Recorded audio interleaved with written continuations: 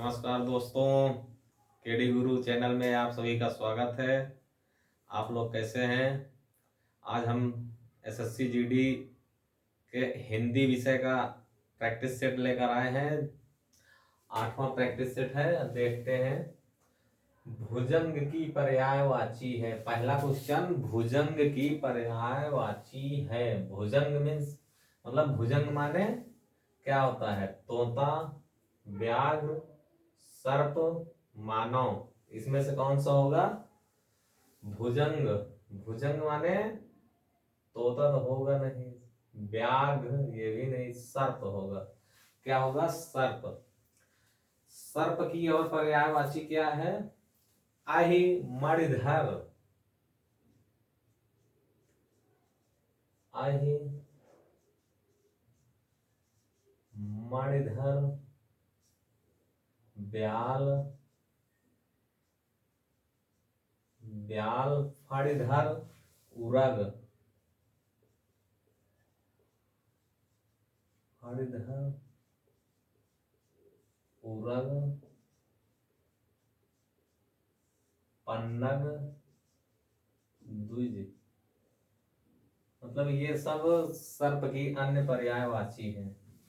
मतलब अहि मणिधर, ब्याल, फणिधर, उरग, पन्नग, द्विज। तोता, तोता का सुक, सुक, कीर, रक्त, कीर रक्त, कीर रक्त, तुंड, तुंड, दाड़िम प्रिय। क्या? दाड़िम प्रिय, दाड़िम प्रिय। और व्याघ्र का बाघ,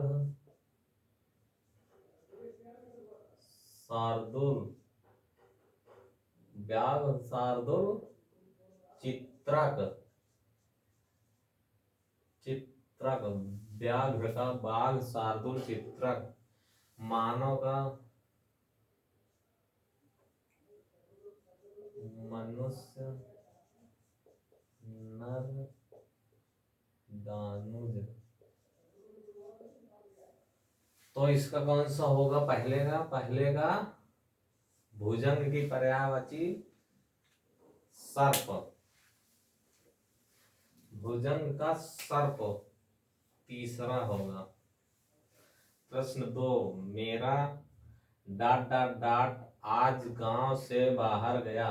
खाली जगह पर उपयुक्त शब्द होगा। मतलब इस जगह, खाली जगह जो है, इस जगह उपयुक्त शब्द कौन सा होगा? 4 विकल्प दिया गया है। चारों विकल्प में से बालक, बेटा, तनय, लड़का क्या होगा? पहला रखते हैं, जैसे मेरा बालक आज गांव से बाहर गया है। मेरा बेटा आज गांव से बाहर गया है। मेरा तनय आज गांव से बाहर गया है।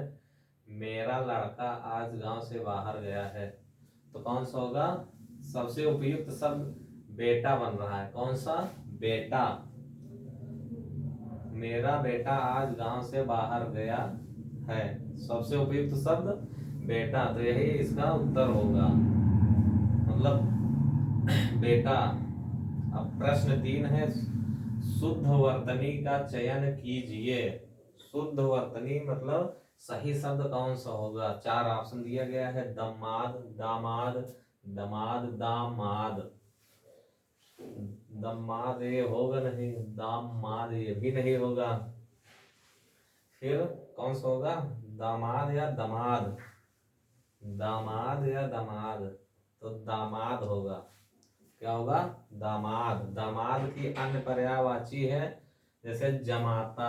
मतलब इसकी पर्यायवाची, दामाद की पर्यायवाची जमाता, दूही, दूही, त्रिपति, त्रिपति, पाहुना, पाहुना, जमाई। मतलब दामाद की अन्य पर्यायवाची जमाता, दूही, त्रिपत, पाहुना, जमाई। और माता पिता का संतान के प्रति प्रेम इस वाक्यांश के लिए उपयुक्त शब्द है। मतलब माता पिता का संतान के प्रति प्रेम इस वाक्यांश के लिए उपयुक्त शब्द है। नंबर 1 रति, नंबर 2 श्रृंगार, नंबर 3 वात्सल्य, नंबर 4 करुणा। मतलब माता पिता का संतान के प्रति प्रेम क्या कहलाता है? रति कहलाता है, श्रृंगार, वात्सल्य, करुणा। तो क्या कहलाएगा? वात्सल्य कहलाएगा। वात्सल्य इसका क्या आंसर होगा? नंबर 3, तीसरा विकल्प इसका एकदम सही है। दिए गए वाक्य में रेखांकित खंड को प्रतिस्थापित करने के लिए सबसे उपयुक्त विकल्प का चयन करें और यदि कोई बदलाव न हो तो उसकी जगह कोई बदलाव नहीं। तो प्रतिस्थापित मतलब उसकी जगह क्या होगा स्थापित करने के लिए? तो रेखांकित खंड मतलब वाक्य पहले है कुछ समय बाद वह वापस लौट आएंगे। ये वाक्य है। वाक्य क्या है? कुछ समय बाद वह वापस लौट आएंगे। और रेखांकित ये है वह वापस लौट आएंगे। मतलब वह वापस लौट आएंगे की जगह क्या होगा? विकल्प नंबर 1 वह वापसी लौट आएंगे, विकल्प नंबर 2 वह लौट आएंगे, तीसरा विकल्प वह लौट आएंगे वापस, चौथा विकल्प कोई बदलाव नहीं। तो इसमें क्या होगा? वह वापसी लौट आएंगे, वह लौट आएंगे, कोई बदलाव नहीं, वह लौट आएंगे वापस। तो इसमें सही विकल्प दूसरा होगा, वह लौट आएंगे। मतलब लौटना का ही वापस होगा, लौटना का ही वापस होगा। तो इसमें वापस लौट आएंगे तो वापस की जगह लौट आएंगे। तो पूरा विकल्प होगा कुछ समय बाद वह लौट आएंगे। तो वापस कट जाएगा, वापस कट जाएगा तो वापस की जगह वह लौट आएंगे। तो दूसरा विकल्प इसका सही है। प्रश्न 6 सबसे उपयुक्त विकल्प चुने। सबसे उपयुक्त विकल्प चुने मतलब ये भी वही है रेखांकित खंड को प्रतिस्थापित करने के लिए। तो समक्ष अर्पित, अर्पित की जगह रेखांकित किया गया, अर्पित की गई मतलब समक्ष अर्पित की गई। किसी के समक्ष कोई वस्तु अर्पित की गई तो अर्पित की जगह क्या होगा? समर्पित, जारी, प्रस्तुत, लोकार्पित। क्या होगा? समर्पित, दूसरा विकल्प जारी, तीसरा विकल्प प्रस्तुत, चौथा विकल्प लोकार्पित। तो अर्पित, अर्पित की जगह समर्पित, समक्ष समर्पित की गई, समक्ष जारी की गई, समक्ष प्रस्तुत, प्रस्तुत ज्यादा सटीक बैठ रहा है तो क्या होगा? प्रस्तुत, तीसरा विकल्प सही होगा। प्रश्न 7 वीरू और जय में चोली दामन का साथ है। रेखांकित मुहावरे का अर्थ है मतलब चोली दामन का साथ। चोली दामन का साथ मुहावरे का अर्थ क्या होगा? पहला विकल्प एक दूसरे पर निर्भरता, दूसरा विकल्प एक दूसरे पर विश्वास, तीसरा विकल्प एक दूसरे से गहरी मित्रता, चौथा एक दूसरे से शत्रुता। चोली दामन का साथ इसको मतलब और सरल बनाने के लिए यहाँ वीरू और जय में ये दे दिया गया। वीरू और जय मतलब एक हिंदी पिक्चर थी शोले, उसमें दिया गया है मतलब वीरू और जय। तो मतलब दोनों में गहरी मित्रता थी तो एक दूसरे से गहरी मित्रता, यही होगा इसका क्या? एक दूसरे से गहरी मित्रता। प्रश्न 8 किस भाग में त्रुटि है? श्याम मेरा घनिष्ठ मित्र है। श्याम मेरा घनिष्ठ मित्र है। विकल्प 1 श्याम मेरा, विकल्प दूसरा है, विकल्प तीसरा घनिष्ठ, विकल्प चौथा कोई त्रुटि नहीं। तो श्याम मेरा घनिष्ठ मित्र है, ये तो एकदम सही लग रहा है लेकिन क्या? घनिष्ठ, घनिष्ठ जो है यही गलत है। तो इसी में त्रुटि है, घनिष्ठ की जगह घनिष्ठ होगा, घनिष्ठ ठा होगा, ठा मतलब ठठेरा वाला ठा। तो इसमें कौन सा होगा? तीसरा विकल्प सही होगा। प्रश्न 9 किस भाग में त्रुटि है? ये भी वही है मतलब किस भाग में त्रुटि है। यह बात एक, पहला विकल्प, दूसरा उदाहरण से स्पष्ट, दूसरा विकल्प, तीसरा विकल्प किया जा सकता है, चौथा विकल्प कोई त्रुटि नहीं, चौथा विकल्प कोई त्रुटि नहीं, यह चौथा विकल्प है। तो मतलब यह बात एक उदाहरण से स्पष्ट किया जा सकता है। तो किसमें त्रुटि है? विकल्प नंबर 3 में। मतलब यह बात एक उदाहरण से स्पष्ट की जा सकती है, की जा सकती है, की जा सकती, मतलब किया जा सकता है की जगह की जा सकती है। प्रश्न 10, रोग जिसका उपचार संभव ना हो, रोग जिसका उपचार संभव ना हो उसे क्या कहते हैं? विरोगी, अरोगी, अतिरोगी, असाध्य। मतलब विकल्प 1 विरोगी, दूसरा विकल्प अरोगी, तीसरा विकल्प अतिरोगी, चौथा असाध्य। असाध्य माने जो साधा ना जा सके, मतलब जिसका उपचार संभव ना हो, मतलब जिसे साधा ना जा सके, जिसके लिए कोई कुछ ना हो, तो असाध्य इसका सही विकल्प होगा। तो प्रश्न 10 का चौथा असाध्य होगा। प्रश्न 11, मोह से जनित प्रेम को, मोह से जनित प्रेम को डाट डाट डाट कहते हैं। उपयुक्त शब्द होगा, मतलब खाली जगह कौन सा शब्द होगा? मोह से जनित प्रेम को, मोह से जनित प्रेम को। विकल्प नंबर 1 मोह माया, विकल्प नंबर 2 लगाव, विकल्प नंबर 3 स्नेह, विकल्प नंबर 4 आसक्ति। मतलब मोह से जनित प्रेम, मोह जिस प्रेम में मोह ना हो, लगाव ना हो, मतलब मोह माया ना हो, उसे क्या कहते हैं? तो ये विकल्प मोह माया, लगाव, स्नेह, ये तीनों नहीं होगा।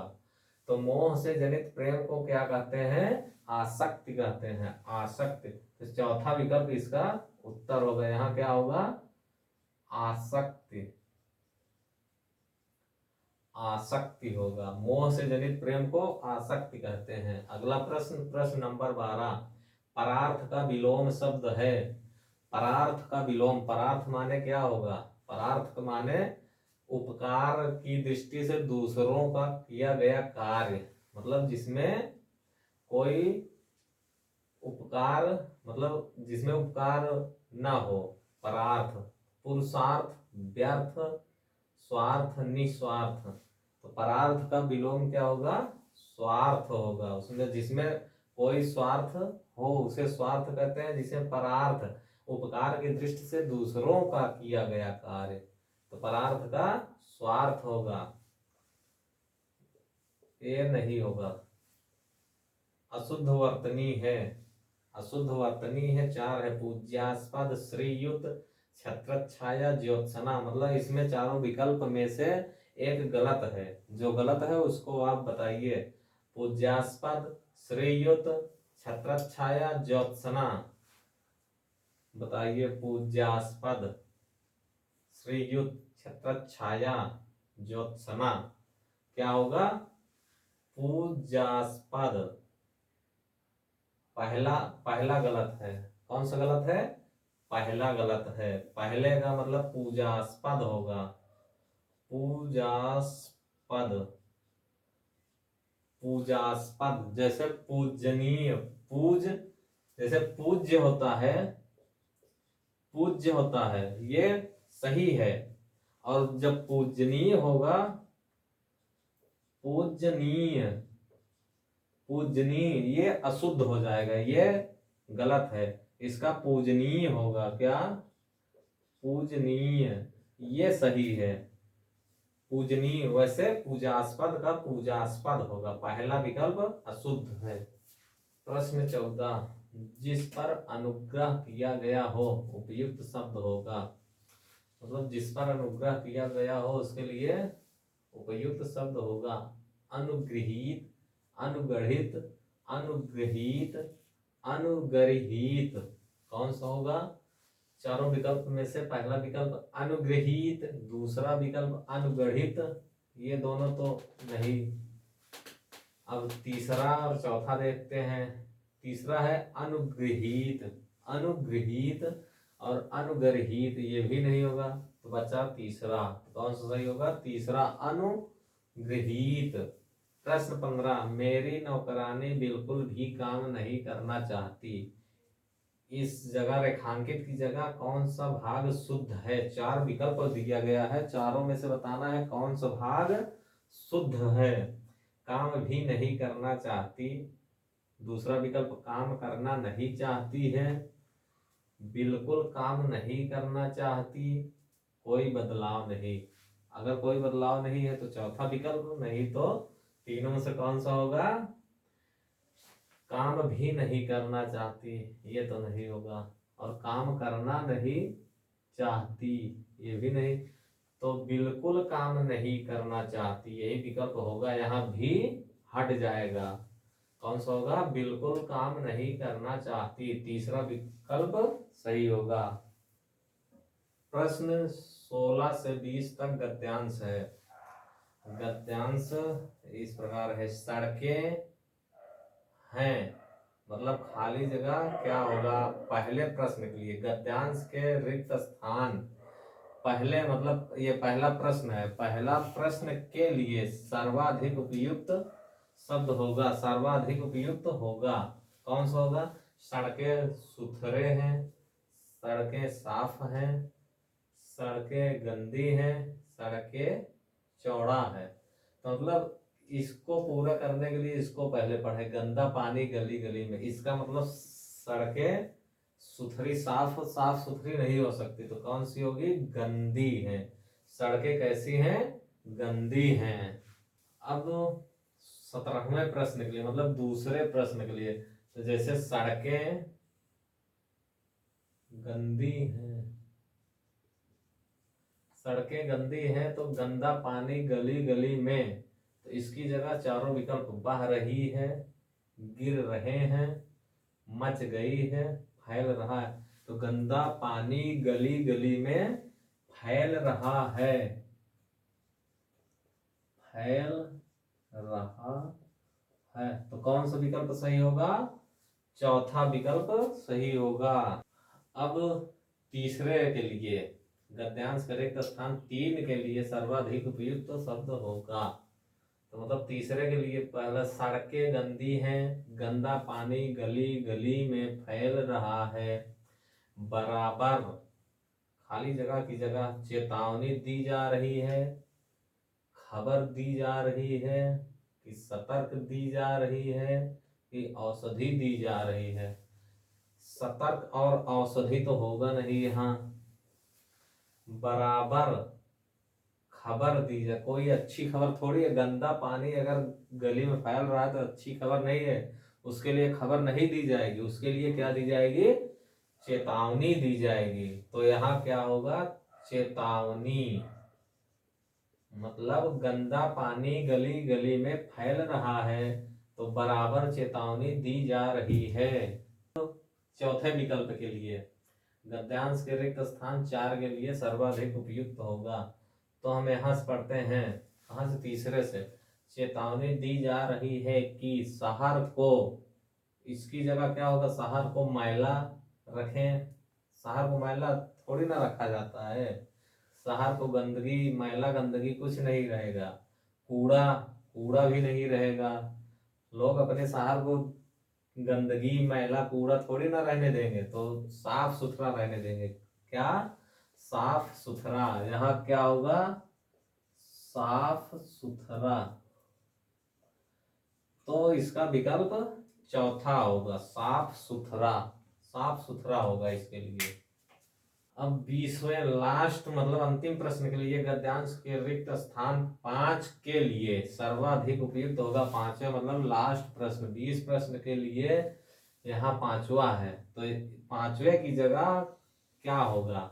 मतलब हम पढ़ते हैं, चेतावनी दी जा रही है कि शहर को साफ सुथरा रखें, फटी खुली चीजें मत खाओ, फटी खुली चीजें मत खाओ, पर अब यहाँ कौन सा शब्द होगा? खाली जगह, किसने, पर किसने सुनता है, ये तो होगा नहीं, पर यह सुनता है, ये भी नहीं, पर वह सुनता है, वह कहाँ सुनेगा? वह भी नहीं होगा, तो प्रश्न, तो विकल्प नंबर चौथा बचता है, तो पर